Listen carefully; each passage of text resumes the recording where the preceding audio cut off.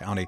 They are working an accident. Sunshine, low 70s for the high, mid-50s for the low tonight. It's a little chilly out and about for trick-or-treating, but at least you won't be too hot in your outfit. 30% chance of some showers for Saturday, and then sunshine Sunday going into next week. We're at 53 right now. Support comes from Specs Wine, Spirits, and Finer Foods. Texas family owned and operated since 1962. Celebrating fall with a variety of wines, spirits, beers, seasonal sips, and more. Details at specsonline.com. The fun starts here. Listen anywhere. We're streaming live online at HoustonPublicMedia.org. Download our app as well. It's KUHF Houston News 88.7. A service of the University of Houston. 9 o'clock.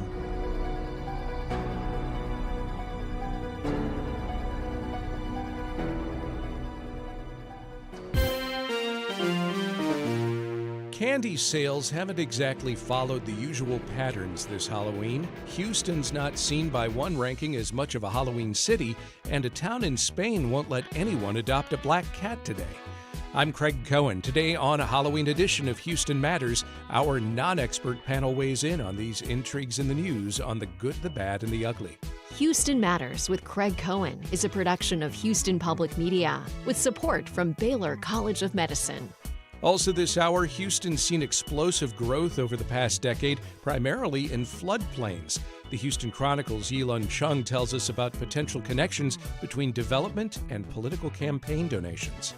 Plus, how Sugarland's celebrating Dia de los Muertos, and we meet Houston area military veterans turned beekeepers. We'll start with a news update from NPR and News 88.7. Stay with us.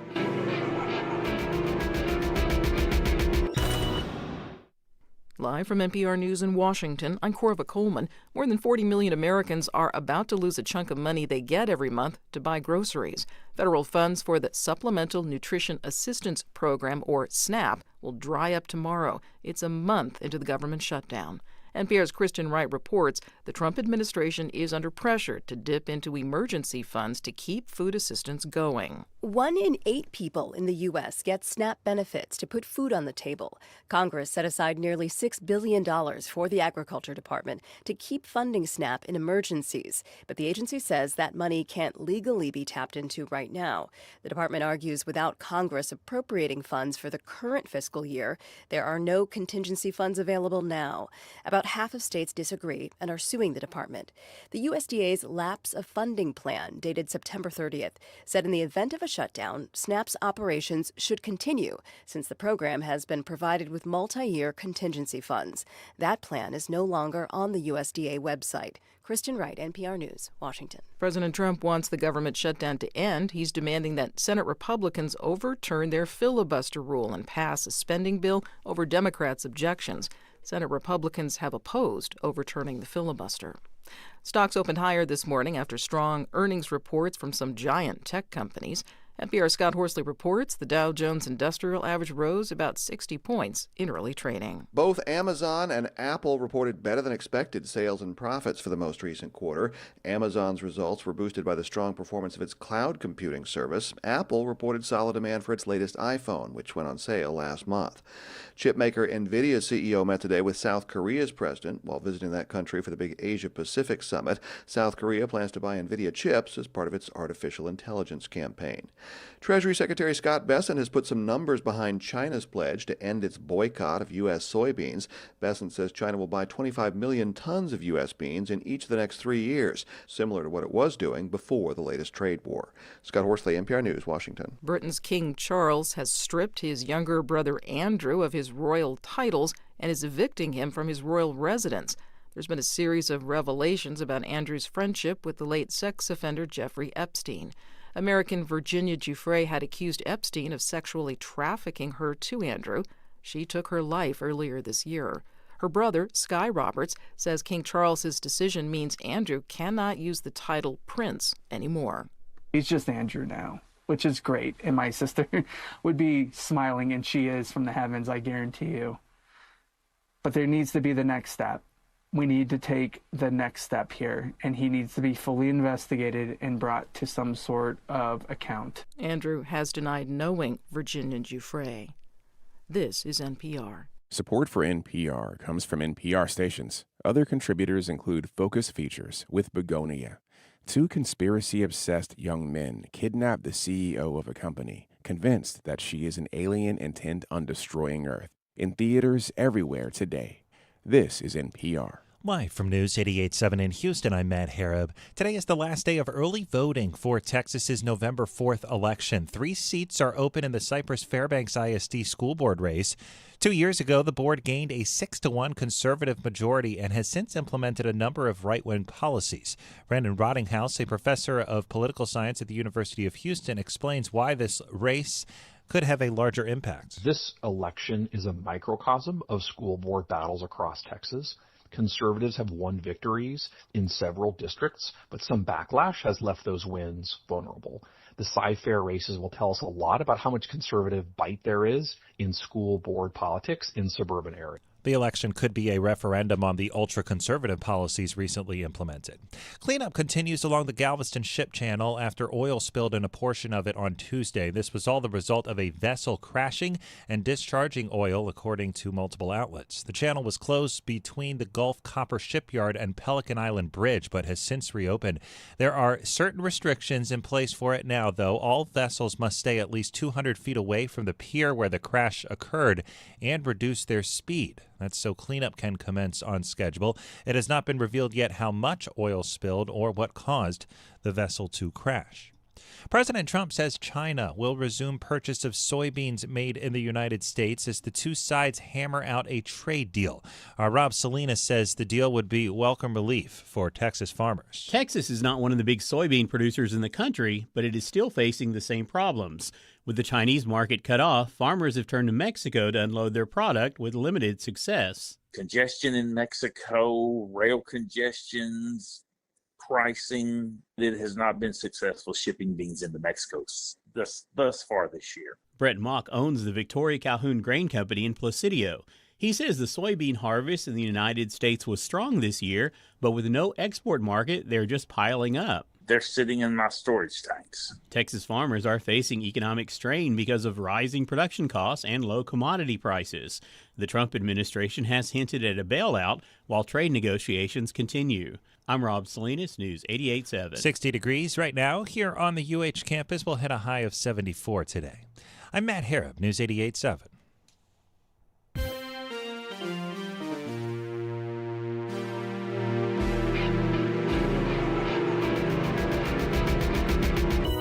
Happy Halloween. This is Houston Matters. I'm Craig Cohen. Good morning.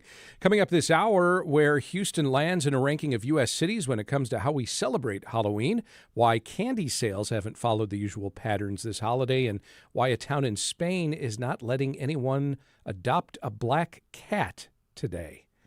We discuss those intrigues in an all-Halloween edition of The Good, the Bad, and the Ugly. Also ahead, how Sugarland's celebrating Dia de los Muertos, and we meet Houston area military veterans turned beekeepers. But first, Houston has seen explosive growth over the past decade, much of it in areas that we've been warned are prone to flooding. A new Houston Chronicle investigation by reporter Yilun Cheng reveals how developers have used political donations to win project approvals in floodplains. It builds on her earlier reporting showing how major home builders continue to profit from building in flood zones even after disasters like Hurricane Harvey. Yilun, good morning. Good morning. In your analysis, you found that in Harris and Montgomery counties, developers and engineering firms were among the top campaign donors to county judges and commissioners, while those same firms were building large projects in mapped floodplains. How prominent is this pattern? Correct. So taking a step back, the last time we talked, we have reported on how since Hurricane Harvey, builders have put up more than 65,000 new homes, new structures inside FEMA floodplains across Greater Houston. So this time, we wanted to look at why those homes were allowed to be built in the first place, and specifically how money and politics play a role.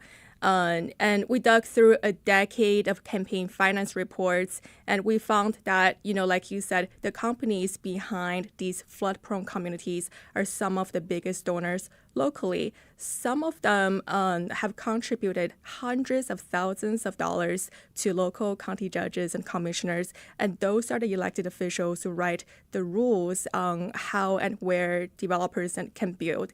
It's happening everywhere. It's not really surprising. This is, how you would imagine things to work, but people worry that it has created a larger culture where the industry's interest is prioritized over public safety. As you say, it's not surprising. Technically, is there anything really against any rules or regulations in doing so? We're not trying to say that all the political donors and all the politically connected engineers and developers are bad actors, right? You would hope that the majority of the building community are responsible folks, but I talked to a former lobbyist and he used to do this kind of work, so he understands where they're coming from. And he says they wouldn't have kept pouring large sums of money into these officials and these elections if it hadn't helped them get where they wanted.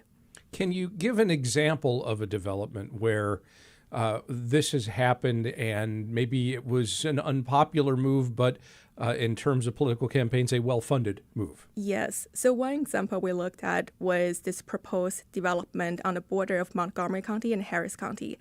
It's a massive 5,500-acre proposed project, and it falls almost completely within a floodplain or a floodway. And actually, communication records we obtained show that last year, a Montgomery County engineer actually issued a strongly worded memo against the development. He said he could not in good conscience approve it, nor should anyone else, as the flood risk was too high.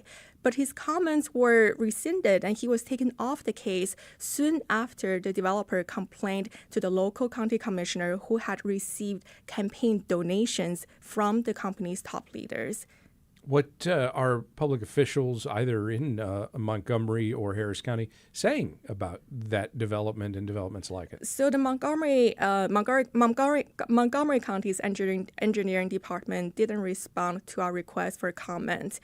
We've heard other companies tell us there's nothing wrong with civic engagement, but we also talked to the neighbors from that area who were concerned about this proposed development, and they said it's very alarming that officials seem to be greenlighting a project despite clear warnings from professional engineers. And some of them even said they feel like the county was checking the box because the developer and the county commissioner were making them do that. I guess we should underscore, and I want to be clear on this and make sure I'm right on this. You are not saying that there is necessarily a provable direct quid pro quo, this for that because money has been given to these campaigns, these projects are being approved. It just is a pattern that you're seeing coming up over and over again. Exactly. Sometimes it's not just about conflict of interest, it's also about the perception of conflict of interest. When you talk to residents who are in developments that have been built on floodplains, and you talk about this scenario, what are they saying to you? Well, they said it's very alarming because, we have professional engineers really issuing clear warnings against building this community, but local officials seem to be ignoring the warnings. And like you said, we cannot prove that there's anything necessarily illegal happening, but it creates a larger culture where they feel like their voices are not being heard. As we talked about the last time you were on, some of this just has to do with, that's where the undeveloped land is. If developers could build whole new neighborhoods within the Houston city limits, for instance, they would, right?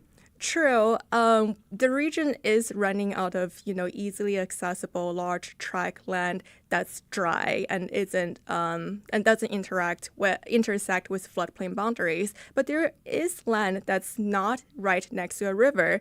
Experts told me that we're really speaking to a larger culture where floodplain development is not really considered a bad thing and it's not really prioritized in local policy making. What's the alternative? I mean, is anybody calling for particular reforms in this process? Yes. One issue is Texas doesn't have a statewide flood building code. So it really depends on the individual cities and counties to make up their own regulations. Some are stricter, like the ones in Houston and Harris County. The others, like, what's happening in Montgomery County and Liberty County, aren't as strict. And that creates, this patchwork of regulations that is leaving large parts of the region exposed. Some people are proposing that we should make the regulations more consistent. Harris County actually has come up with a minimum standard that it's hoping other jurisdictions in the region will adopt. But it's been years since the county first proposed that, and many counties still haven't adopted it.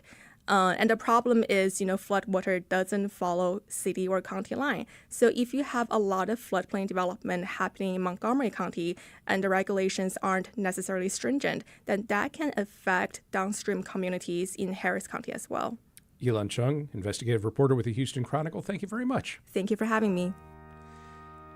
Up next, what beekeeping has to do with adjusting to life after military service, and later, an all-Halloween edition of The Good, the Bad, and the Ugly.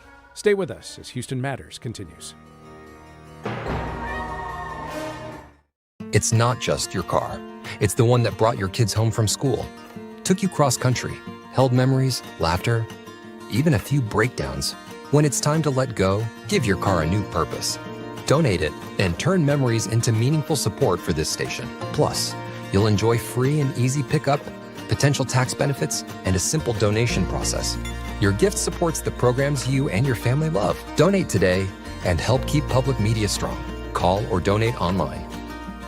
For everyone, next time on Marketplace.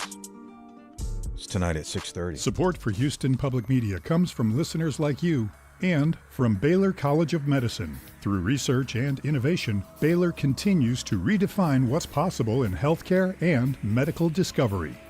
Tonight on Houston Public Media TV8, after a new episode of Party Politics at 8, Texas Monthly presents The State of Barbecue at 8:30, spotlighting the stories of Texas' best pitmasters. Tonight on TV8. This is Houston Matters. I'm Craig Cohen. After serving in the U.S. Marine Corps, Houston area veteran Stephen Jimenez developed an interest in beekeeping. It started as a hobby, but became more, leading him to a community that helped him deal with the struggles he faced adjusting to civilian life. He then created Hives for Heroes. It's a nonprofit that helps other veterans discover the therapeutic benefits of beekeeping.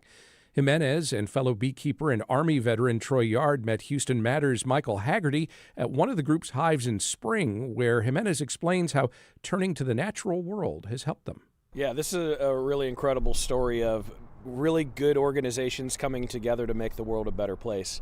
And so what we're doing here is utilizing the best technology and the best apparatus and equipment as an ongoing effort to promote sustainability and conservation and do research behind that. For example, the hives that we're using are called April May hives, and they are insulated hives. They're a poly-insulated hive, and they have a lot of advantages to them. So for our corporates, we do these. Yes, they are more expensive, but they are exactly what we need for the kind of research and tooling that we are doing. So we've got 6 different stacks here. How many bees are inside of each one of these, do you think? So that's a great question. Troy probably has a better answer, but typically between 30 and 50,000 bees are going to be inside of each one of these boxes. So if you can kind of see through, just say a normal 50K, even though these are double stacked, that's triple. He's got more honey in that one. But say 2, 4, 6 times 50, you're looking at 300,000 bees to 500,000 bees right there. And each one of these is maybe like 2.5 feet tall or whatever. One's a little bit taller. So that's a ton of bees in a small space. Yeah, it is. But as the bees, this is their home, right? And they're flying in different directions in an area of 2 to 5 miles. So there's plenty of resources out there for them, and they're going out and collecting nectar and pollen, and now they're preparing for winter. It's a little bit weird in Houston right now because, as we know, it's going to be hot again next week. So it was warm, now it's going to be a little colder. So now they're triggering into preparation for winter, and then it's going to get hot again. So it gets a little confusing for them, but as they always do, they'll figure it out, and that's why we get to learn from them.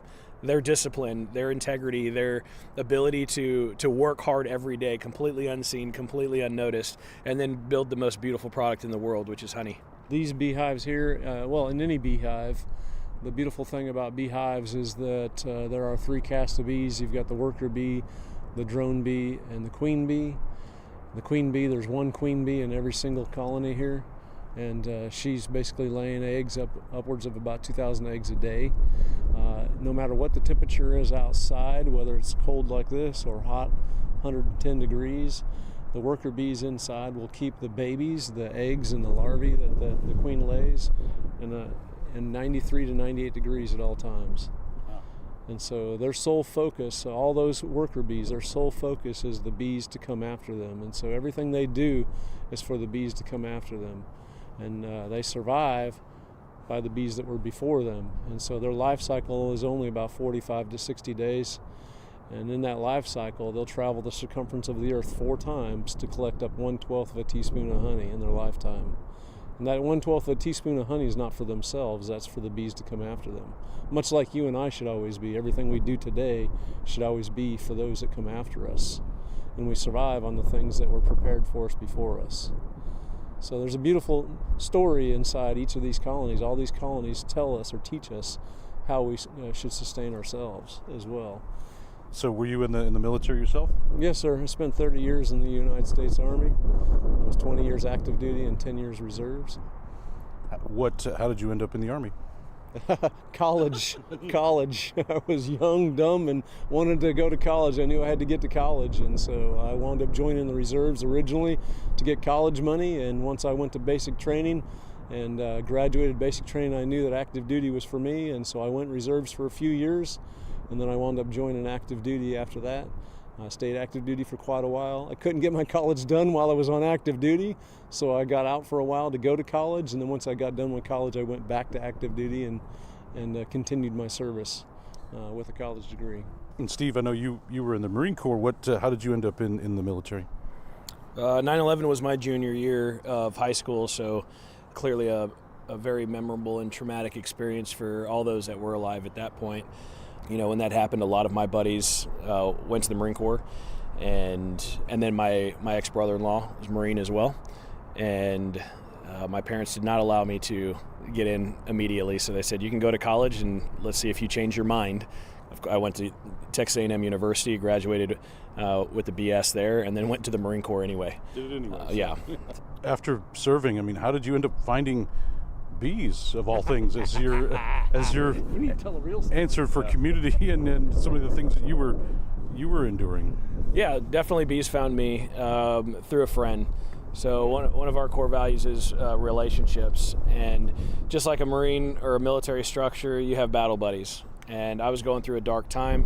One of my friends wanted to do a beekeeping experience, and I was hesitant. And by hesitant, I mean, I said absolutely not. And that turned into not a beekeeping experience, but her asking to be her battle buddy to go do this. Now that shifts the perspective from what's in it for me to how am I serving my battle buddy, right? So I went hesitantly to this beekeeping experience, but it completely changed my life. Whoa. Little did you know, it would become your focus. That's right. And the people are still the focus, but the bee's the conduit. And it's beautiful because I don't have to talk to them. I don't have to impress them. I don't have to be the best version of myself. I can just be, and all puns intended, you can just be around them, and they're going to do what they do. They're going to produce, they're going to reproduce. You don't bother them, they don't bother you. And there's just this peace inside of that. And a lot of, for me, inquisitiveness or just wanting to know more of how they move, how they operate, why they operate, and it got me intrigued to continue learning more. And when you have a plan forward, right, or a thought process or an energy forward, that'll allow you to come out of depression and isolation. And so this effort for me turned into trusting yourself, your gear, and your buddies, following a known process, finding success and building confidence. And we believe with that methodology, you can do anything in life. So we learned this from the bee, have analogies from military or first responder service that we deeply connect with. Now we have similar shared experiences. Now we move forward in the healing process, and then serve each other allows us to create opportunities all over the world. Was there a moment in that first experience with your friend that you realized, like, oh, there's something about this that is for me, or that does something for me? Yeah, I didn't realize it at the time, and I can share that the experience could be anywhere between 1 and 5 minutes, but it lasts a lifetime. And we've had, hundreds and thousands of people inside of Hives being able to experience this. So we invite people to reach out to Hives for Heroes and see how you can experience this as well. But my experience was, significant PTSD, hypervigilance, massive anxiety. So I'm looking around trying to solve all the world's problems in this little place, even though it was just a beehive. Can't solve that. Anxiety of not knowing what's going to go on, the fear associated with not knowing what's going on, or the childhood fear of bees, like a lot of people have. So there's this barrier to overcome. And then inside of that, trusting my buddy, then trusting the gear that they gave me, and hopefully trusting myself is where that adage came in. So for me, it was an experience of the first time that I could breathe in 10 years because I was hyper-focused. Everything around me disappeared. So getting into that suit was a little bit crazy, then popping open the hive, bees are starting to flow out, and I'm like, oh my gosh. But they're not attacking me because they're just seeing what the threat is and then going about their business. So what makes me so important? Nothing. But I thought I was before I got in the hive. Because you take the pressure off yourself and you're like, oh, maybe I'm not that important. Oh, okay. Well, that's cool. So what am I worried about, right? Where does that fear or worry come from? And that is anxiety, right? So it's a beautiful feeling to be able to say, one, I could breathe for the first time. And what I mean by that is all the stress and anxiety was off my shoulders. And I literally could stand straighter and breathe. And that was a unique experience because for probably 10 years I couldn't do that. Yeah, so Troy, tell me how you found Hives for Heroes. Community is the key to healing, and that's the beautiful thing about Hives for Heroes is that when I retired in 2020, honestly, I didn't know what the heck I was going to do. I'm 30 years on point, on mission, always thinking 30, 60, 90, what am I going to do in the future? And that whatever I planned 30, 60, 90 is what I was doing today, right? And so when it was time for retirement, I knew I had to repair a bunch of stuff at the house because I had been away from the house for a couple of years. But after that, then what, And I'm a coffee roaster, and a lot of coffee customers like honey with their coffee. And I'm like, well, how do you make honey? I didn't know. And that's how I tripped across Hives for Heroes on the internet, was trying to figure out how this honey thing worked. And they connected me to a mentor. And as a result of them connecting me to that mentor, I was automatically connected to, at that time, about 2,500 people. Because of being a part of that organization, I automatically had a brotherhood that I was a part of as soon as I transitioned out of the military. And so I was connected to a community. Back to that community is the key. The community is the key to the healing.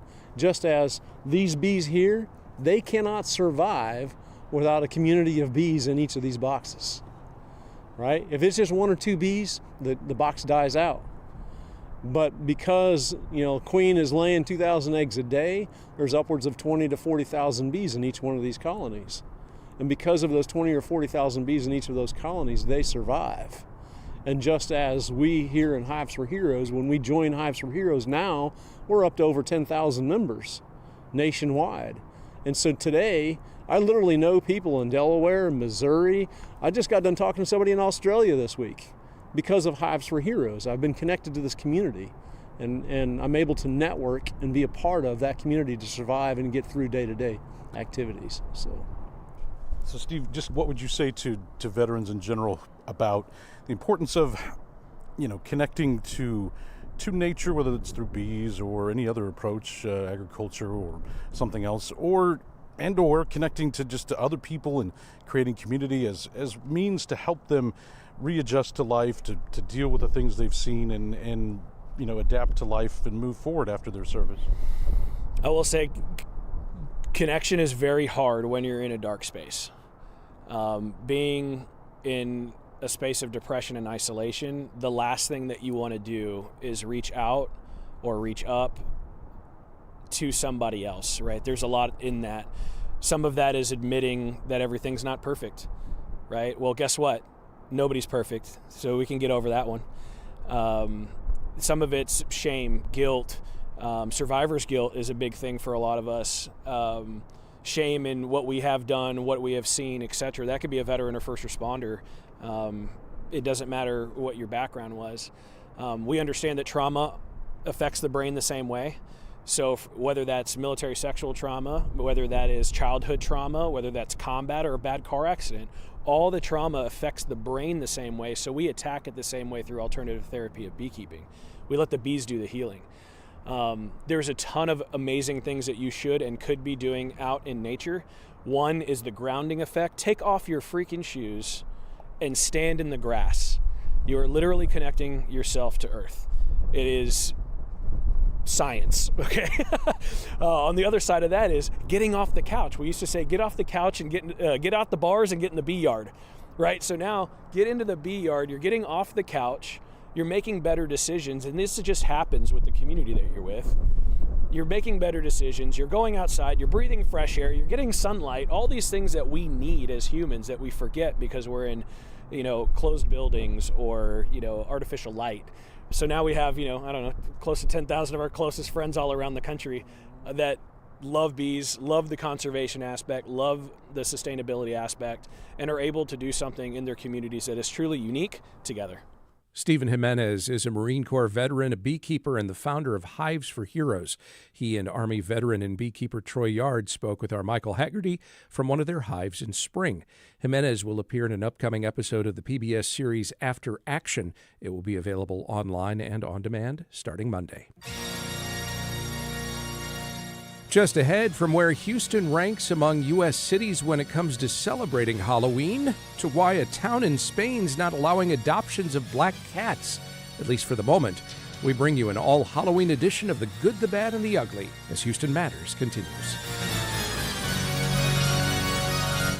Hi, I'm Michael Schaefer. My partner Ellen and I have been proud supporters of public radio and TV for decades. We really would be lost without our daily fix of unbiased national and local news, cultural programming, and great entertainment. But with recent federal defunding, stations like Houston Public Media face real challenges. Now's the time to step up. Give now at houstonpublicmedia.org. Thank you. Today at 3. Support comes from Houston Cinema Arts Festival, presenting film screenings, performances, and special events celebrating the theme Here, November 6th through the 16th at venues across Houston. Details at cinemahtx.org. Support comes from Discovery Green Conservancy, presenting the Dia de los Muertos celebration. The event features a community altar, crafts, artist demonstrations, and a Katrina y Katrine contest. November 2nd. Details at discoverygreen.com/dia.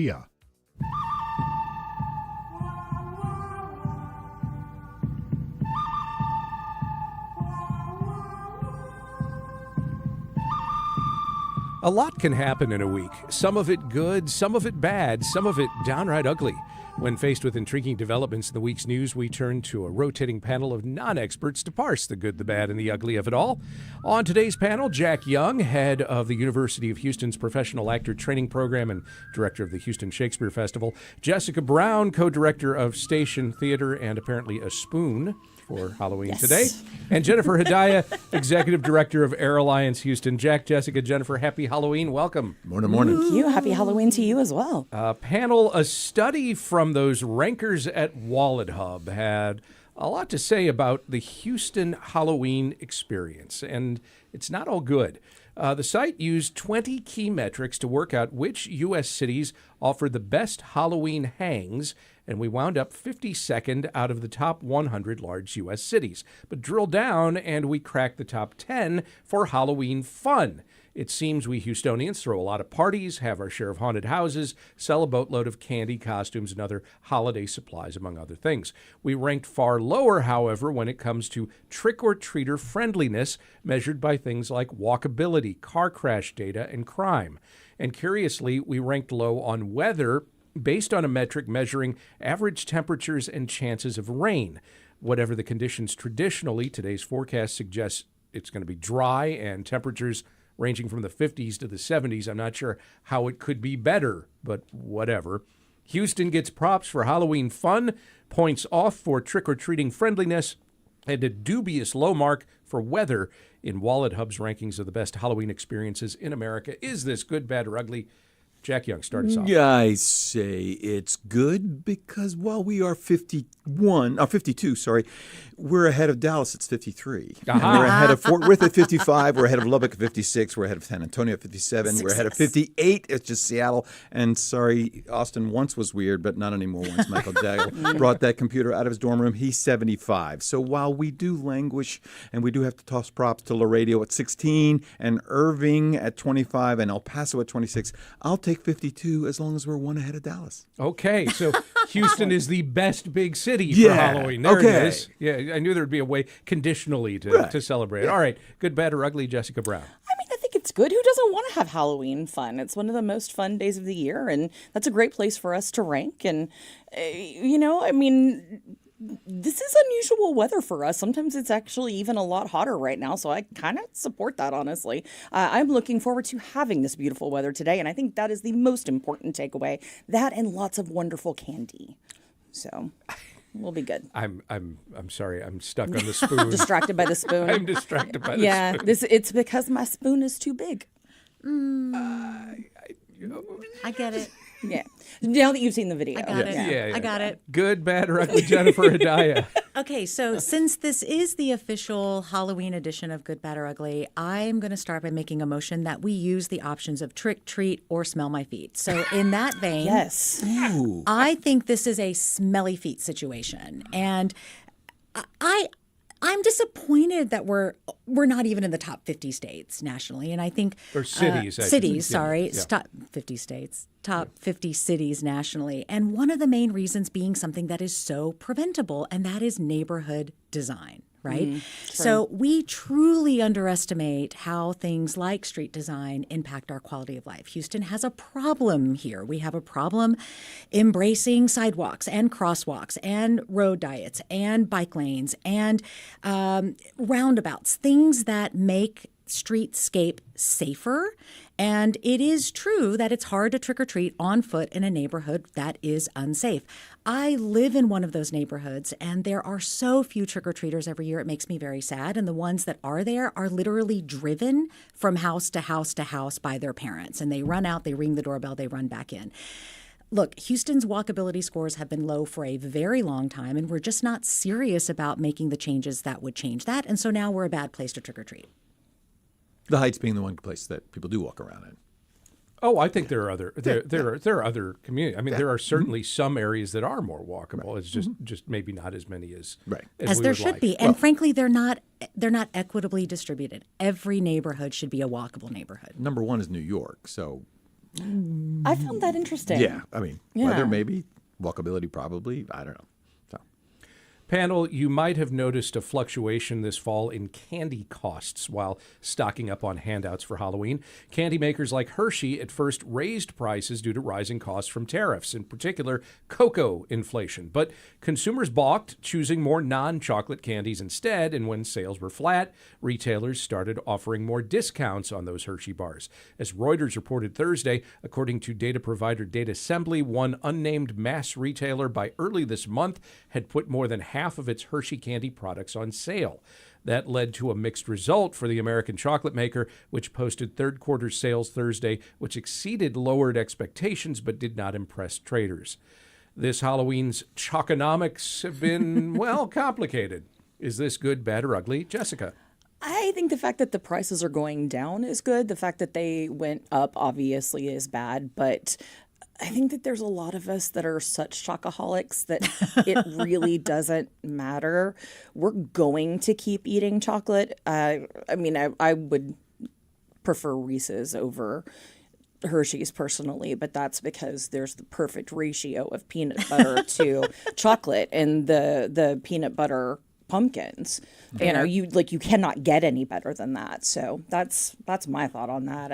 I'm still into the chocolate. I guess I should also point out, who owns Reese's? Do they? Hershey. Yeah. Perfect. Then I can continue to support them. All right. See, this is me not doing the research. This is why I am a non-expert. Well done. Mm-hmm. I like it. Good, better, ugly, Jen. Okay, this story is a trick, and the trickster is climate change. Bear with me. Cocoa prices have actually been on the rise for a few years now. And one of the main reasons is extreme weather caused by climate change. Who knew that one of the canaries in the coal mine of climate was going to be Halloween candy? But it's affected other things too, including my treat of choice, coffee. Coffee prices are up because of extreme weather due to climate change, but also, oh goodness, berries, olives, avocados, lettuce, rice, potato, the list goes on and on. Another thing that we're just not serious enough, and now it's serious enough about, and it's trickling down to things like what we do on Halloween for trick-or-treating. But on a lighter note, I, unlike Jessica, am not a chocolate person. So honestly, I'm okay with how expensive chocolate gets. And what I do love and I do embrace and I do encourage are the non-chocolate Halloween candy options. And I'm going to give you my number one recommendation, which is anything and everything caramel apple. Ooh. Right? So I know many people see fall as PSL season. I see fall as caramel apple season. So the lollipops, the Werthers, give me a whole bag. I'll eat them all. Enjoy them. They'll be cheaper than Hershey's. All right. Good, bad, or ugly, Jack. I am very glad to have made your acquaintance because I am the guy that needs to trade away all those gumdrops. I'll take gummies them. And the sours. Gummies, all my please. way. Come on. Well, welcome, trader. Excellent. Because get that stuff you out of my bag. You need food twins. You gotta have take that. all of your chocolate. Good. We can go shoulder to shoulder, and when they dump it in my bag, not here. And Take then it. you can give me the other ones because, malted milk balls. No, thank you. Ooh, I love those. No, great. I'm glad. We'll go as a trio. Okay, but this is perfect. Nah, chocolate or not. That's it. We are going to be a very unusual trio, for sure. Yes, I think there. But I would say if we have to stick with our regular, it started ugly, and I hope has tracked toward good, and I hope we're not smelling feet. Mm-hmm. Panel, the Spanish City Council of Terrassa near Barcelona suspended black cat adoption this month. Why? To avoid them being used in, I kid you not, witchcraft rituals linked to Halloween. As Euronews' Christina, you know what? The name is spelled Thykjaer. I have no idea. I did a lot of research and could not figure out how she pronounces it. I'm going with thick jar. I'm just going to do it. Perfect. As Euronews' Christina Thickjar reported this week, authorities admit it's an unusual move, but one they say is necessary. Deputy Mayor Noel Duque says the city's been alerted by animal rights organizations that some people want to adopt a black cat to use it for ritual purposes. Duque wrote further on social media that in Terrassa, if you want to adopt a black cat, it will have to be after Halloween and with proof that you are going to take care of it and love it. There. Black cat adoption is on hold for one more day in Terrassa, Spain. Is this good, bad, or ugly, or smelly feet, or whatever categories you came up with, Jen? Hey, look, I'm sticking with it. This story is a treat. I really have nothing to say about black cats and rituals around Halloween, but I will say that obviously a policy like this that prevents novelty adoptions or purchases of animals is a good thing. And I think it should be adopted everywhere. It should be adopted year-round. I know that there is always a surge in adoptions and purchases around Easter for rabbits and chicks and ducks as well. So bottom line, pet ownership is a serious commitment, sometimes can be a lifelong commitment. I am the owner of a nearly 40-year-old box turtle. So yes, sometimes your pets stay with you for life. It is a serious commitment. It's a lifelong commitment. It should be made with the seriousness that it deserves. So yes, I agree. This is a good policy. I think people should be very thoughtful and careful about purchasing. Actually, shouldn't be purchasing at all, but adopting pets. So I think this is a treat. This is a good story to end our Halloween edition on. I remember during the pandemic, there was this surge in pet Yes. adoptions. Mm-hmm. And then very quickly thereafter, as people were suddenly returning to work and school and so forth, there were people who were giving away their pets. So, Right, when you realize it's work. Yeah. And yeah. cost. It has cost, it has work, it has time. And so, again, the decision should be made with care and caution. All right. So back to Terrassa, Spain. Good, bad, or ugly, Jack? Good. It's a pet, not a prop. Fair. It's not a piece of property. I mean, whatever we may do with spoons, we still want to take our spoons as well. Or changing hats. Yes. Yes, well, Jack must be acknowledged for this. So good. He has worn 3 different costumes over the course Every of this story. conversation. But yeah, it is another sentient being, and so you should be taking care of it as a sentient one. All right, good, bad, or ugly, Jessica. So I actually checked in with a couple of friends who work in the pet industry. Erica Sanchez, who works at Bark. They don't have any sort of restrictions here locally. A friend of mine, Joe Black Sullivan, who also used to work for the SPCA, said that they didn't either. However, my experience with the SPCA in Austin, I was adopting a calico cat and was not able to get her until November 1st. And this was like back in the 90s. But from what Joe was telling me, there's a lot of research that's actually proving that, kind of like a lot of the Halloween urban myths, that is in fact what this is. And the animal advocates do so much research in the families that they place the pets with, that they don't really have that kind of issue. And so that's why we're not seeing that here in Houston. They'll need the regulation because they did the job ahead of time. Yeah, exactly. They do a great job. I genuinely thought this was perhaps an overreaction there, but it sounds like this is the kind of thing that has come up before. Yeah. Well, they said that it actually hasn't. They said it's an urban myth. Okay. They've got the research that's proved that it is myth. And yet, still, there are cases where they just won't allow adoptions. I mean, it's like, even if they don't, why not? It's still being safe. Yeah. Okay. Well, we have regulation because somebody did something knuckleheaded once. Yeah. Okay. And now the rest of us have to steer clear of being a knucklehead. I think this entire conversation, I'm going to put it in the trick category. I like it. Well, no, trick and treat. Treat. Those are both good things. My feet smell great. I think just based on the jack of all trades. Jack Young is artistic director of the Houston Shakespeare Festival and is acting in Porgy and Bess with Houston Grand Opera this weekend. Come see us. Jessica Brown is co-director of Station Theater. Jennifer Hadayia is executive director of Air Alliance Houston. Jack, Jennifer, Jessica, thank you all very much. Thank you.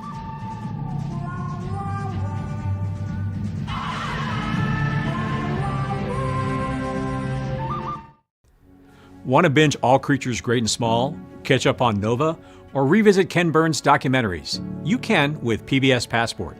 With a gift of $5 or more per month to Houston Public Media, you'll get access to PBS Passport that lets you watch your favorite programs anytime you want.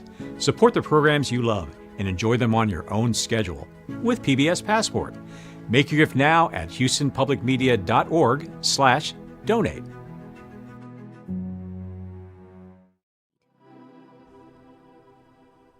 Sunday night at 8. Next time on The Pulse, 25 years ago, the world got a big wake-up call, a fast-spreading computer virus. Really hard to stop, really contagious, and went around the world in a very short amount of time. It arrived via email. And there was an attachment with the tempting title, I Love You. Irresistible. We'll talk about cybercrime and how it exploits human nature. Sunday afternoon at 2 here on News 88.7. Sugarland is more than a suburban landscape filled with planned communities or the headquarters of Imperial Sugar. Among its residents and history are deep Hispanic roots, shaped by generations of families who worked, worshipped, and built a community there. One example of that enduring heritage is how Sugarland celebrates Dia de los Muertos, the Day of the Dead, a colorful tradition that honors and celebrates loved ones who have passed on. Because it's traditionally celebrated on November 1st and 2nd, and thanks no doubt to its use of skull imagery, Dia de los Muertos is often mistaken as being a part of Halloween. It's not. It is, in fact, a deeply spiritual and joyful observance rooted in indigenous and Catholic traditions that celebrate the eternal connection between the living and the dead. Sandra Noyola Smith is the chair of Sugarland's Hispanic Heritage and Dia de los Muertos committees. She tells Houston Matters producer Laura Walker about the city's long-standing Latino history, the San Isidro Cemetery founded for Hispanic sharecroppers in 1918, and the ways local residents continue to preserve their culture through art, family, and remembrance. So this area behind what was the Sugarland Imperial Sugar Refinery housed workers of the refinery, and it was primarily Hispanics and African Americans that lived back there. And when I was born, we were living there. We moved out when my father passed away, but Carmen grew up there. They used to call it the quarters, now it's Mayfield Park. And this Dia de los Muertos started because of our San Isidro Cemetery, that a Hispanic cemetery that was given to the Hispanic sharecropper and anyone that worked for Sugarland Industries in 1918 to bury their loved ones. And in 1918, we celebrated the centennial of the cemetery, and that's when we started doing our family altars. I see there's a beautiful quilt here. Can you tell me about the quilt? Yes, I'd like to brag on a very good friend. Her name is Gloria Noyola Gandhi. And she made this quilt of the calavera, and it's got a lot of detail in it, and they're little pieces, as you can see. And we're just so proud of her. She did a wonderful job, and she offered to let us spotlight it here as you walk into the entryway to our display. It's a beautiful piece. And what is a calavera? Calavera is a skull. A sugar skull is placed on ofrendas. It translates into the living and the dead. But anyway, this is the calavera. And the Catrina, that was brought into play because indigenous people were dressing like Europeans. When Porfirio Diaz was in office, they weren't happy with him. And so these women started dressing up like the Europeans. And he made fun of them because, in a way, because he said, in death, we are all the same. Doesn't matter what you wear now when you're living, because we're all going to die and we're all going to be skeletons. Yeah, we're all the same. That's a great way to put that. Yeah, definitely. Everybody's all the same when it comes down to it. So what else do we have here at the exhibit? So, and this is a Catrina dressed up, and I dress up as a Catrina also for different events. And that's the original Catrina that was made. Diego Rivera painted it on a mural. And the reason that it came to Dia de los Muertos, because by it he put to death to his part. And so that automatically transferred it into the Catrina with the Dia de los Muertos. So there's another story about the monarch butterflies as well. During this time, they migrate from Canada. They all congregate in Mexico. And there is a place, it's near Michoacan, and it's near a cemetery, and they're all flying around the cemetery, and they congregate in these trees, and you can't even see the greenery on the trees because of all of the monarch butterflies. And so our thinking is that these butterflies represent the souls of the departed, and they're returning. The indigenous people believe that the butterflies were the spirit and the soul of our ancestors. That's really beautiful. That's why you see butterflies in our displays as well. It makes it even more outstanding because our culture, we use so much color. I mean, you look at our bright colors that we celebrate with. These are headpieces that are worn by our Catrinas, and they usually, have a theme. They always have, either a monarch butterfly on them. Like Carmen said, we love color, so they're very colorful, and they go with the outfit that the young lady is wearing. So it's a theme. If she's going to be dressed as a Catrina de Calavera, then she'll be like in a skeleton costume. She can also be done up to look very elegant and very rich. So some of the headpieces, exhibit that theme also. Have you ever been a Catrina? Yes. Yes, she has. So our faces are painted like a skull. And then, of course, we wear a beautiful dress or a Mexican dress like this. Yeah, very colorful. And we don't mean to be scary. The faces are painted in such a way that they're just beautiful. And I see there's like a family portrait over here. These are Amaro family, and they have a lot of family members buried at San Isidro Cemetery. The Amaro family got to Sugar Land right around 1917. Some of them still preside here. Some of them preside in Conroe. My brother is married to one of the Amaros. We're all kind of connected because it used to be a small community. So they married local girls. We didn't have Facebook. Yeah, that was our Facebook or online dating. The altar, which is also called an ofrenda, is a sacred altar created to honor and to welcome the spirits of the deceased loved ones. It's a space for remembrance, love, and celebration blending grief with joy. There are 4 levels or 4 steps, as you'll start noticing on some of these altars, and they represent the 4 elements: earth, and you will see this being represented on the altar by food, especially traditional dishes and favorite dishes that the deceased enjoyed. Fire, and this is represented by the candles that you see on the altars, and this represents that with the candle, that's the light and the way to symbolize the enduring love for your departed loved ones. The next element is air. And we represent air by the use of papel picado, which is that colorful paper that looks like it's just been cut, picked up. And we also enjoy the colorful paper that dances in the breeze, and that's another way of helping the spirits come to find their altar, because the wind is blowing and they can see the little papel picado, and they know, okay, it's like a trail or it's like a marker to their route to their individual altars. The next element is water, and you will see on some of the altars a cup of water, and this is to quench the thirst of all these spirits that are on this journey to find their altar and to be with their loved ones. So they're thirsty, and we always put water and their favorite food, their sweets on the altar, so you'll be able to see those items being represented. When you think of Sugar Land, you don't necessarily think of Hispanic culture. But we've got, this beautiful exhibit showcasing the people here. Why do you think that is, that we don't think of that in Sugar Land?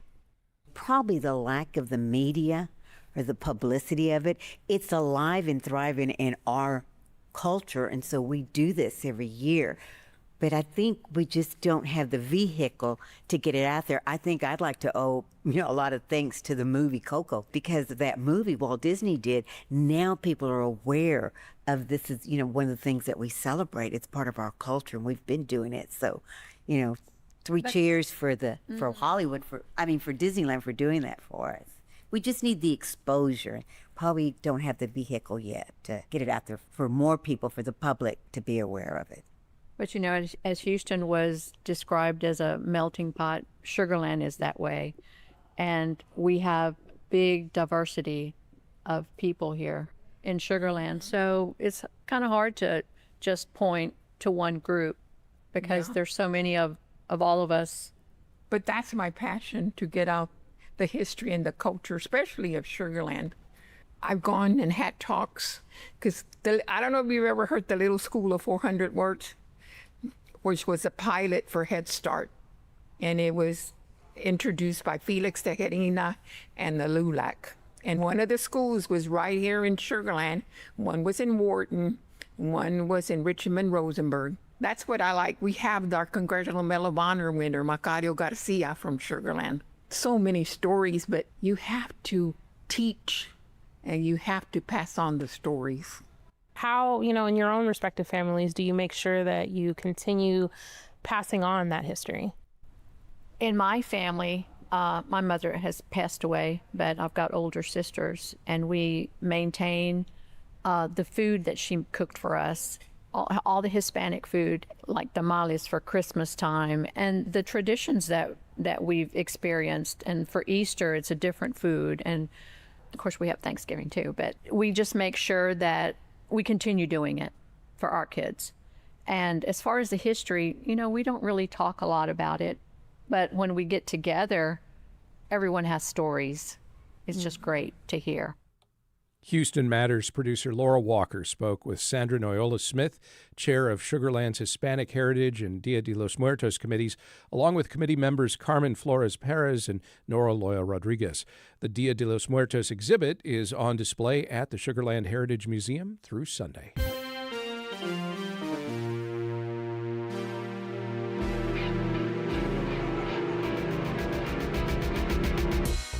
And that will do it for this year's Halloween edition of Houston Matters. The team includes Michael Haggerty, Joshua Zinn, Brenda Valdivia, Mincho Jacob, and Laura Walker. Jared Carroll's our technical director. Thanks to Andrew O'Keefe for today's Halloween Matters music. On Monday's show, as it will be the first Monday of the month, we'll engage in another round of Houstonian pet peeves. So once you've recovered from tonight's sugar rush, Take the weekend to gather your thoughts and be ready to sweat the small stuff with us. If you can't wait to express your frustration about some small slight in your life here in Houston, send it our way at talk@houstonmatters.org. Also Monday, after a small stumble, the Rockets are back to 500 and seem to be finding their footing in the early days of the NBA season. The Houston Texans have a chance to get back to 500 with a victory against the Broncos on Sunday. And by Monday, we'll know who won baseball's World Series. We'll cover it all with Believe in Astros podcast co-host Jeff Balke. I'm Craig Cohen. Have a safe and fun rest of your Halloween, and then join us Monday for those and other Houston Matters.